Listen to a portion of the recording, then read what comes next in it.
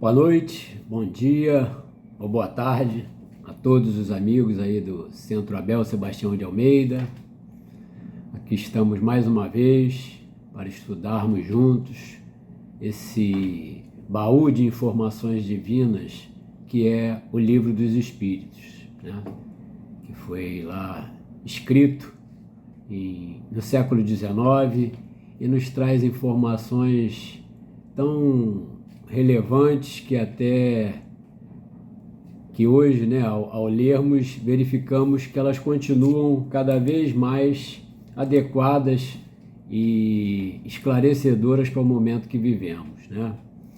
Então, nessa oportunidade, nós vamos estudar a parte segunda do Livro dos Espíritos, é o capítulo 4, né, que nos fala as questões 207 até a 217, onde o nosso codificador Allan Kardec faz perguntas à espiritualidade maior sobre as parecenças físicas e morais.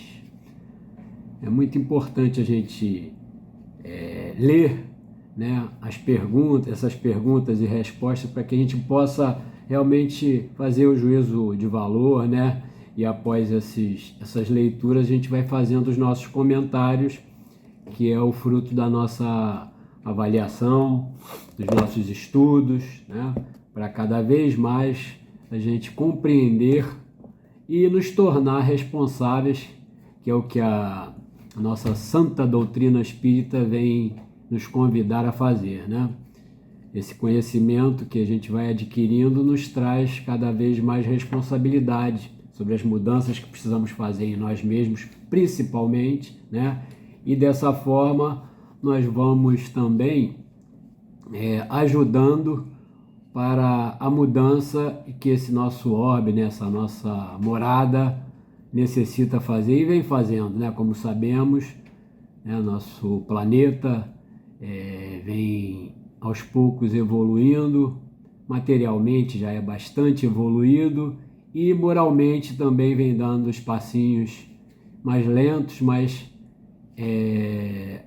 que não cessam, né, na evolução que necessitamos, até que chegaremos a um modo mais evoluído. Hoje, atualmente, como já sabemos, nosso planeta é considerado, né, classificado, melhor dizendo, como um planeta de provas e expiações, onde o mal ainda predomina.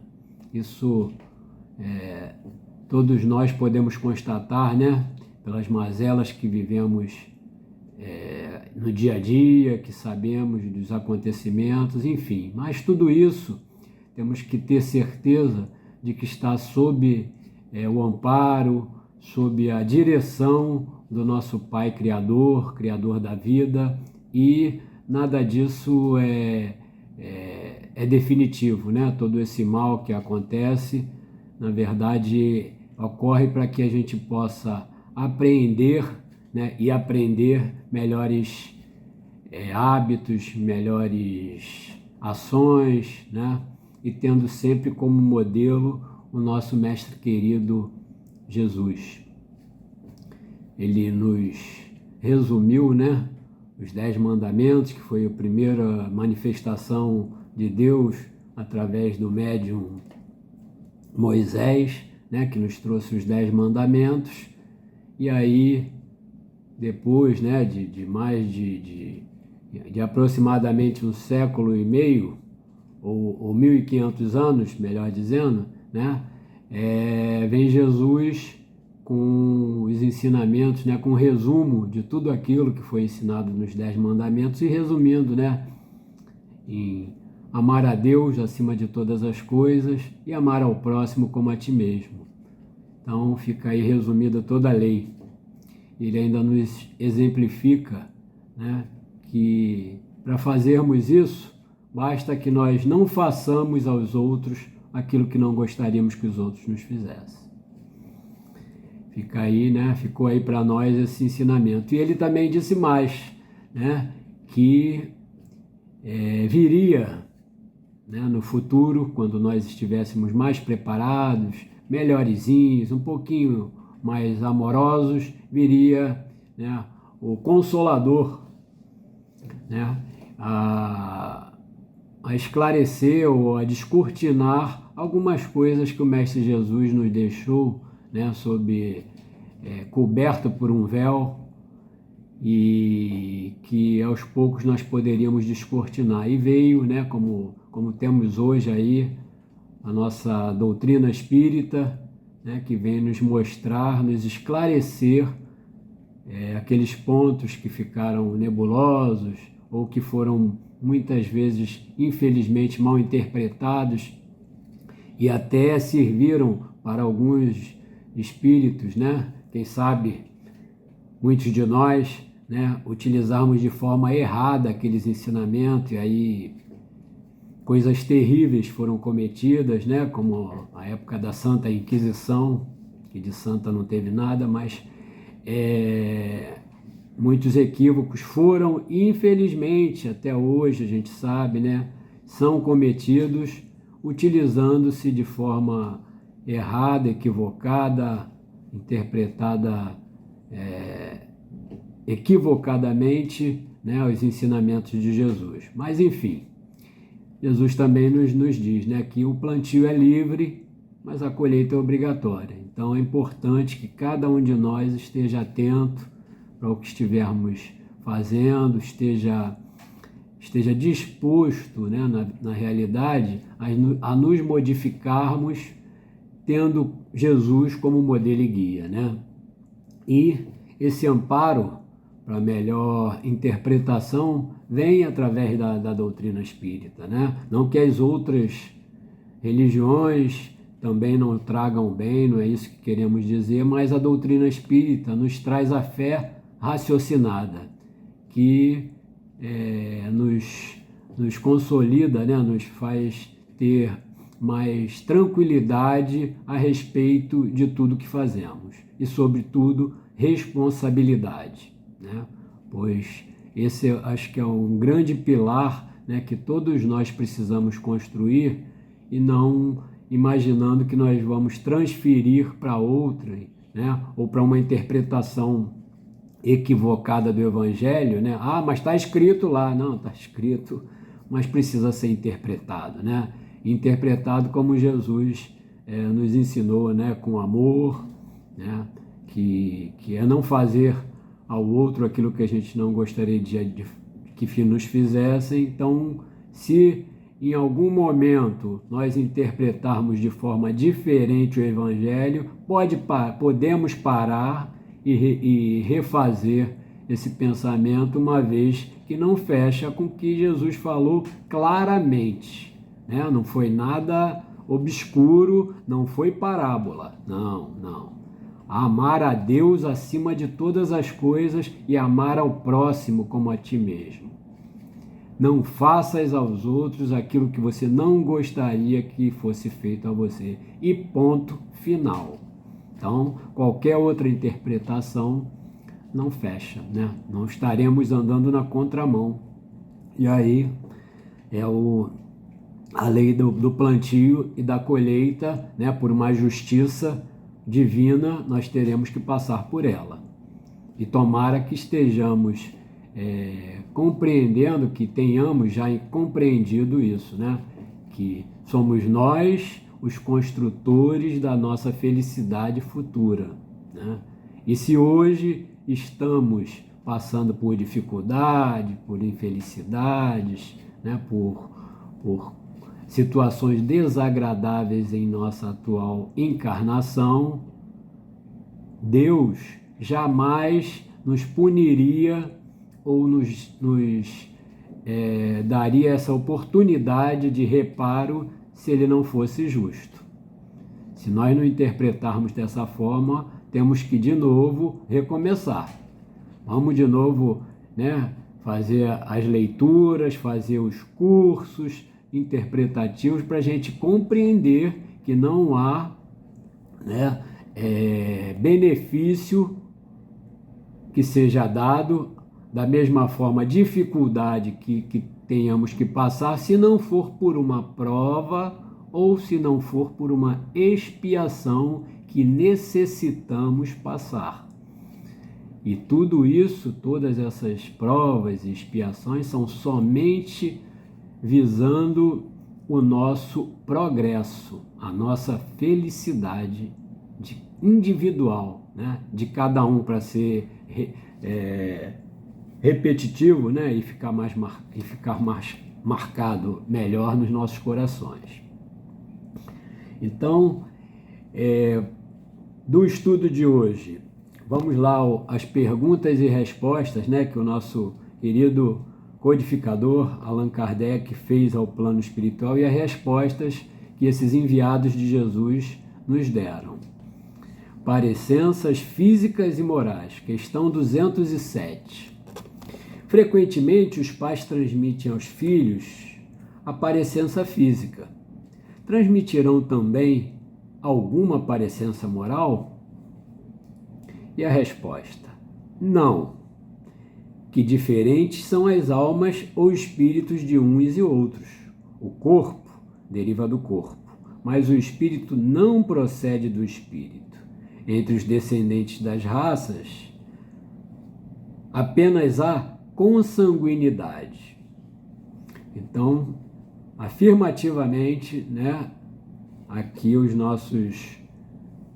mentores, né, os espíritos evoluídos responderam que de forma nenhuma os caracteres, né, morais, né, no caso o espírito gera um outro espírito. Não. Os pais e as mães, é claro, né, quando eu digo pais, eu estou falando pais e mães, geram um novo corpo.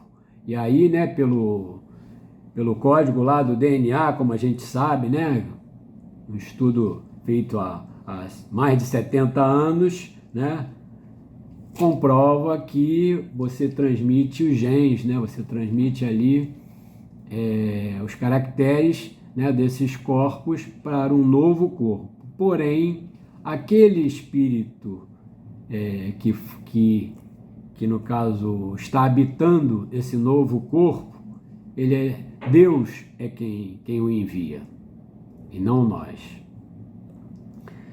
E na 207A, Kardec pede novos esclarecimentos perguntando: de onde se originam as parecenças morais que costuma haver entre pais e filhos? Muito interessante, né? Ele primeiro perguntou se os pais geram o corpo e o espírito. Então, foi esclarecido que não. Aí, então, ele faz a pergunta que muitos de nós pode querer indagar também, que é, se não gera, por que alguns filhos parecem moralmente, né, com os pais? E a resposta é que uns e outros são espíritos simpáticos, que reciprocamente se atraíram pela analogia dos pendores, né? Ou seja, aqueles espíritos que reencarnam juntos numa mesma família, ou filhos, né, de pais, em vários casos, é claro que aqui não são em todos, nós poderemos ver mais à frente, né, eles são semelhantes, têm caracteres semelhantes, não por isso se atraem, né? Então você vê, né, entre pais e entre algumas famílias, pais e filhos, que realmente se parecem naquele padrão, né, moral. Claro que aí também entra a parte da educação, enfim, que vai contribuir para isso tudo, mas isso a gente vai ver nas próximas perguntas e respostas. Na questão 208 é perguntada: nenhuma influência exercem os espíritos dos pais sobre o filho depois do nascimento deste? Nenhuma.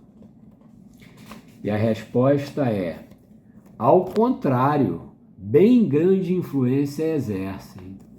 Conforme já dissemos, os espíritos têm que contribuir para o progresso um dos outros. Pois bem, os espíritos dos pais têm por missão desenvolver os seus filhos pela educação. Constitui-lhes isso uma tarefa. Tornar-se-ão culpados se vierem a falir no seu desempenho. Pois é, né? Então, apesar de o espírito dos pais, do pai e da mãe, não gerarem o espírito do filho, eles têm sim uma missão, têm a missão de ajudar esse novo, né, esse irmãozinho que chegou, esse filho, nessa encarnação, em sua educação, né? Nós costumamos falar que todos nós temos que progredir, mas esse progresso, né, a gente pode usar também o termo educar-se, né, que é o que aí fica não só uma atitude individual, né? A educação vem num todo, porque a gente, quando se educa, não se educa só para a nossa família, né? Nós nos educamos para a sociedade, enfim, e contribuindo para a evolução de todos. 209. Por que pais bons e virtuosos nascem? Porque de pais bons e virtuosos nascem filhos de natureza perversa. Por outra, porque as boas qualidades dos pais nem sempre atraem por simpatia um bom espírito para lhes animar o filho. E a resposta é: não é raro que um mau espírito peça lhe sejam dados bons pais, na esperança de que seus conselhos o encaminhem por melhor senda. E muitas vezes Deus lhe concede o que deseja. A lei é de evolução, né? Todos nós sabemos ao estudar a doutrina espírita. Então, essa resposta nos parece muito clara, né? Se Deus só mandasse os maus, entre aspas, filhos para maus pais, a evolução não se daria, só se daria entre os bons, né? Então, necessário se faz que esses maus, novamente entre aspas, reencarnem também em famílias que já são boas, entre aspas. Para quê? Para que a influência, né, desses bons já ajude a esse irmãozinho mal, ainda mal, né? Como nós sabemos, o mal ocupa provisoriamente o lugar do bem. Então, dessa forma, vai se dando a evolução. E por que não dizer também, né, complementando, né, todos nós que aqui estamos, ainda não somos tão bons assim. Então, em função disso, temos também resgates a serem feitos. E por que não, através de justamente esse tipo de prova, né, de trazer um espíritozinho mais difícil para que a gente ajude, para que ele evolua, né? Afinal de contas, todos nós partimos do mesmo ponto. Então, as nossas dificuldades, né, as nossas maldades, vamos chamar assim, que nós já deixamos para trás, algumas delas, graças a Deus, a essas oportunidades de reencarnação, nós agora damos a outros, né, irmãozinhos que necessitam quando eles vêm conosco nas nossas famílias. Questão 210. Pelos seus pensamentos e preces, podem os pais atrair para um corpo, em formação do filho, um bom espírito, de preferência a um inferior? Resposta: não, mas podem melhorar o espírito do filho que lhes nasceu e está confiado. Esse o dever deles. Os maus filhos são uma provação para os pais. Aqui a gente fica até de repente poxa, como é que pode Kardec ter perguntado uma coisa desse tipo? Mas Kardec trouxe todas as dúvidas, né, que de alguma forma pairam, e aqui nós estamos falando lá do século XIX, né? Talvez pairasse mais ainda, né? Porque imaginar isso, então eu me uno a um homem se une a uma mulher e aí fazem um projeto de ter um filho, mas antes eles elevam lá, fazem grandes preces e fazem tudo aquilo, né? As promessas, para quê? Para que venha um bom filho e não venha um mal, pelo amor de Deus, isso eu não quero, né? E aí Deus concede a eles. Isso faria com que nós chegássemos à conclusão que Deus escolhe, né, as castas, as famílias que devem passar por dificuldades e outras não, através de, né, beneficiar uns e outros. E aí, se fosse dessa forma, Deus não seria Deus, não é verdade? Né?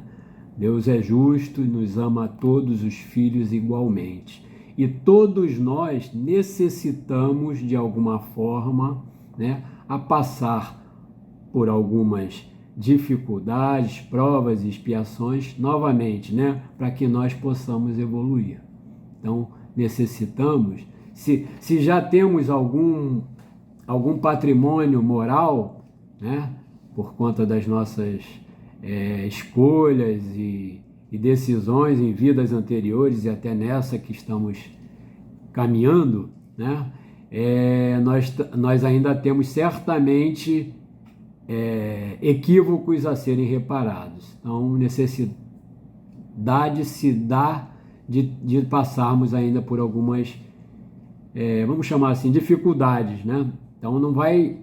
O que nós podemos e devemos, né, como a espiritualidade sempre nos diz, pedir a Deus forças, resistência, perseverança, resiliência para passarmos pelas provas, pelas expiações que necessitamos para evoluir, né? Então, precisamos aumentar o nosso cabedal de amor. E assim a gente pode não pedir o conforto das não dificuldades, o conforto de estarmos sempre na boa, sempre na praia, sempre numa rede deitado, lendo um livro e que a vida passe mansamente, né? Aí nós estamos pedindo a Deus privilégios, e Deus não seria Deus se desse privilégios sem que nós merecêssemos. Então vamos lá. Questão 211. De onde deriva a semelhança de caráter que muitas vezes existe entre dois irmãos mormemente cisgêmeos? E a resposta: são espíritos simpáticos que se aproximam por analogia de sentimentos e sentem felizes por estar juntos. Então aqui nós já falamos, já estudamos acima, né, essas respostas.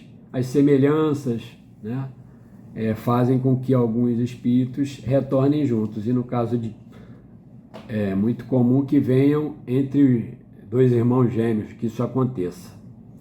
Mas vem a 212, onde o nosso codificador pergunta: há dois espíritos, ou por outra, duas almas, nas crianças cujos corpos nascem ligados, tendo comuns alguns órgãos? E a resposta é sim, mas a semelhança entre elas é tal que se faz vos pareçam, em muitos casos, uma só. Portanto, aqueles gêmeos siameses, né, que nascem no mesmo corpo, na verdade são dois espíritos independentes, apesar de estarem juntos, né? Então, e muitas vezes a gente acaba achando que é o mesmo espírito que está se manifestando naqueles dois seres, né? Naqueles dois corpinhos que estão juntos. E aí vem a 213 indagando um pouco mais sobre essas dúvidas pertinentes. Kardec pergunta: pois que nos gêmeos os espíritos encarnam por simpatia, de onde provém a aversão que às vezes se nota entre eles? Ele não deixou nada sem perguntar, né, nosso codificador? E a resposta: não é de regra que sejam simpáticos os espíritos dos gêmeos. Acontece também que espíritos maus entendam de lutar juntos no palco da vida. E aí a gente pode pensar, né, que nós vemos, infelizmente, não vamos citar nomes, mas na história aí do mundo, pessoas, né, ou espíritos que se odeiam, e se pudessem, e fizeram, né, se pudessem, só não, fizeram muito mal, todo o mal que puderam uns aos outros, né, chefes de nações, enfim, e outros aí que a gente pode olhar na história e verificar.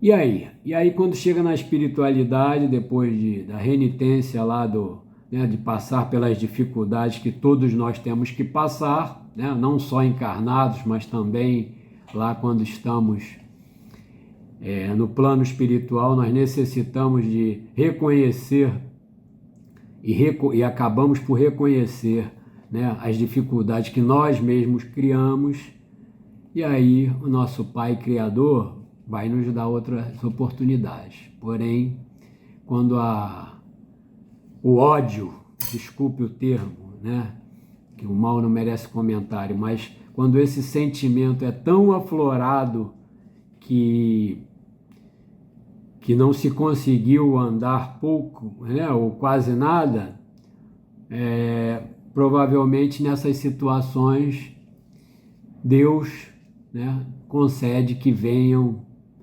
esses espíritos aí mais próximos ainda, do que ao invés de nascerem somente na mesma família, eles nascem gêmeos ou nascem até univitalinos ali para que possam realmente ali dissolver um pouco desse sentimento e aí começarem as suas caminhadas em destino ao amor que todos nós necessitamos fazer crescer em nós mesmos. E vamos lá, para a questão 214. O que se deve pensar dessas histórias de crianças que lutam no seio materno? E a resposta: lendas, para significarem quão inveterado era o ódio que reciprocamente se votavam, figuram-no a se fazer sentir antes do nascimento delas. Em geral, não levais muito em conta as imagens poéticas, né? Muita gente interpreta que essas brigas que sejam, né, que parecem, né, quando os gêmeos estão na barriguinha lá da mãe ainda sendo gerados, né, sejam por conta dessas aversões anteriores, né? E aqui eles respondem: vamos devagar, a maioria disso aí são imagens poéticas, são lendas. 215. O que dá origem ao caráter distintivo que se nota em cada povo? E a espiritualidade superior responde: também os espíritos se agrupam em famílias, formando-as pela analogia de seus pendores mais ou menos puros, conforme a elevação que tenham alcançado. Pois bem, um povo é uma grande família formada pela união de espíritos simpáticos, na tendência que apresentam os membros dessas famílias para se unirem, é que está a origem da semelhança, que existindo entre indivíduos constitui o caráter divino de cada povo. Julgas que espíritos bons e humanitários procurem para nele encarnar um povo rude e grosseiro? Não. Os espíritos simpatizam com as coletividades como simpatizam com os indivíduos, naquelas em cujo seio se encontrem. Eles se acham no meio que lhes é próprio. Aqui, né, tem um termo que eu li, e costumo repetir, que diz: nós somos, na verdade, farinhas do mesmo saco. Isso para que a gente possa combater aquele orgulho, aquela vaidade, né, aquele egoísmo que de vez em quando quer se manifestar em mim, acredito que em alguns de vocês também, né, de sermos superiores a alguns de nossos irmãos. Não somos. Na verdade, somos farinha do mesmo saco. Se assim não fosse, Deus, né, não deixaria que nós estivéssemos aqui, nesse plano. Aqui nesse país tão corrupto, com tantas mazelas, né? Exceto alguns, é claro, né? A gente tem que separar o joio do trigo, né? Os espíritos de escola que vêm para nos ensinar como missionários. E aí a gente sabe de tantos nomes. Francisco Cândido Xavier, né? Divaldo Pereira Franco, Madre Teresa de Calcutá, e assim vai por aí, para a gente não se estender mais. Esses sim, né? A gente sabe que vieram por missão. Bezerra de Menezes, e aí vamos em frente. Mas nós, na verdade, né, precisamos, graças a Deus e também, por que não, aos nossos esforços, nós já estamos, né, já conseguimos compreender melhor e felizmente estamos aqui na doutrina espírita, né, nos ensinando, nos orientando, para que continuemos cada vez mais a buscar na caridade, no amor ao próximo, né, a energia necessária para que a gente dê mais alguns passinhos nessa nossa evolução. Então vamos em frente, que atrás vem gente. E a pergunta 216. Já estamos chegando ao término desse nosso estudo. Em novas existências, conservará o espírito traços do caráter moral de suas existências anteriores? E ele responde: isso pode dar-se, mas melhorando-se, ele muda. Pode também acontecer que sua posição social venha a ser outra. Se de senhor passa a escravo, inteiramente diversos serão os seus gostos e dificilmente o reconhecerias.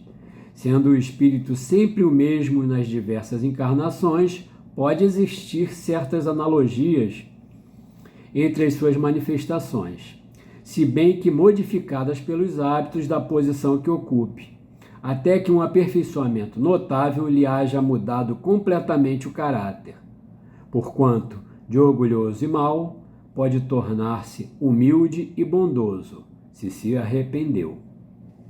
E tomara que se tenha se arrependido, não é verdade? Isso a gente vê, né? Se nós tivermos olhos de ver, né? Se a gente prestar atenção, quantas pessoas às vezes em posições da sociedade humilde, eu digo aquelas pessoas, né, de famílias mais carentes, né, que não tiveram, a gente sabe, por conta da educação, não tiveram muito oportunidade de estar, de ter, né, passados, de ter recebido ensinamentos, numa educação mais refinada, vamos chamar assim, refinada no sentido de mais elaborada, né? Mas você vê, eu lembro de várias pessoas que, apesar de ter sido criado nesses ambientes, né, com menos acesso a esse tipo de educação, que são pessoas gentis, que são pessoas polidas, né? É claro, às vezes falta um conhecimento maior das palavras, né, mais corretas, enfim, pelos ensinamentos que receberam, mas você vê nas atitudes, na forma de falar, né, que são espíritos, né, que já têm essa evolução, né, e muito maior, às vezes, do que muitos, né, que a gente conhece, até nós próprios mesmo, né, felizmente. Ao passo que a gente vê também, por outro lado, né, o lado contrário da moeda, pessoas que nascem aí nas famílias mais abastadas, que tiveram toda a possibilidade e de uma educação mais refinada, mais gentil, enfim, e que são verdadeiros intérpretes do que não deveríamos expressar, né? Grosseiros, mal educados, insensatos, enfim.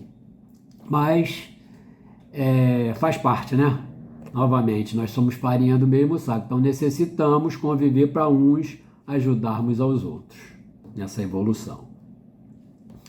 E a última pergunta desse nosso estudo de hoje, 217, nosso codificador Allan Kardec pergunta: e do caráter físico de suas existências pretéritas, conserva o espírito traços nas suas existências posteriores?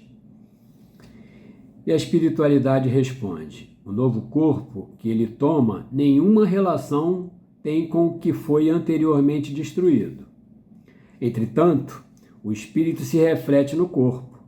Sem dúvida que este é unicamente matéria, porém, nada obstante, se modela pelas capacidades do espírito, que lhe imprime certo cunho, sobretudo ao rosto, pelo que é verdadeiro dizer-se que os olhos são o espelho da alma, isto é, que o semblante do indivíduo lhe reflete de modo particular a alma.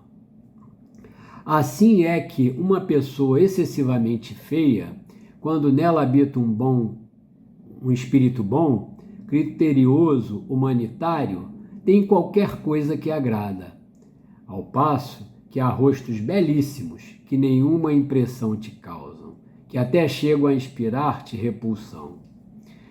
Poderias supor que somente corpos bem moldados servem de envoltório aos mais perfeitos espíritos, quando certo é que todos os dias deparas com homens de bem sob um exterior disforme, sem que haja pronunciada parecença. A semelhança dos gostos e das inclinações pode, portanto, dar lugar ao que se chama um ar de família. Isso a gente realmente vê, né? Muitas pessoas belas, mas com a expressão que desagrada, né? Que parece que gera assim, uma repulsa. E outros, né, que tem o corpo, o rosto feio, mas o olhar nos cativa, nos faz bem, né? E vem aqui um comentário, finalizando aqui, de Kardec, que diz: nenhuma relação essencial guardando o corpo que a alma toma numa encarnação com de que se revestiu em encarnação anterior, visto que aquele lhe pode vir de procedência muito diversa da deste.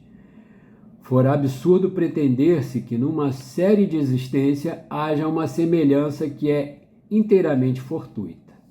Todavia, as qualidades do espírito frequentemente modificam os órgãos que lhe servem para as manifestações e lhe imprimem ao semblante físico e até ao conjunto de suas maneiras um cunho especial. É assim que, sob um envoltório corporal da mais humilde aparência, se pode deparar a expressão da grandeza e da dignidade, enquanto, sob um envoltório de aspecto senhoril, se percebe frequentemente a da baixeza e da ignomia. Não é pouco frequente observar-se que certas pessoas, elevando-se da mais ínfima posição, tomam sem esforços os hábitos e as maneiras da alta sociedade. Parece que elas aí vêm a achar-se de novo no seu elemento. Outras, contrariamente, apesar do nascimento e da educação, se mostram sempre deslocadas em tal seio. De que modo se há de explicar esse fato, senão como reflexo daquilo que o espírito foi antes? Acabou que aqui essa observação foi justo o que nós conversamos anteriormente, né? Que a gente vê em muitos espíritos essas manifestações, apesar de estarem numa classe social mais elevada ou mais baixa, né, eles demonstram educação diferente, né? Então é isso, meus amigos, que tínhamos para o estudo de hoje. Que Jesus possa estar sempre em nossos corações, em nossos lares, juntos de nós, através das nossas atitudes, né? Que o estudo da doutrina espírita seja cada vez mais presente, né, nas nossas vidas, que a gente se esforce para isso, afinal de contas, é através do estudo que nós vamos nos melhorando, compreendendo melhor, né? E temos aí em nossa casa o Centro Espírita Abel Sebastião de Almeida, os diversos cursos que a gente pode acompanhar presencialmente ou até agora virtualmente, também temos essa possibilidade, mas é importante retomarmos. E também, por que não, e não menos importante, que cada um de nós possa se envolver, né, com os trabalhos da caridade, seja de alguma forma para aqueles que não têm muito tempo, que possam ajudar financeiramente e ou participando também dessas atividades, porque na verdade, quando nós estamos fazendo bem a outro irmão, que a gente possa compreender que na verdade quem está sendo beneficiado somos nós mesmos, no fundo. Assim, Jesus nos esclareceu, né? E a doutrina espírita mais ainda vem reforçando em todos os seus ensinamentos, né? Que é essa a lei. Que Deus nos abençoe a todos e até a próxima.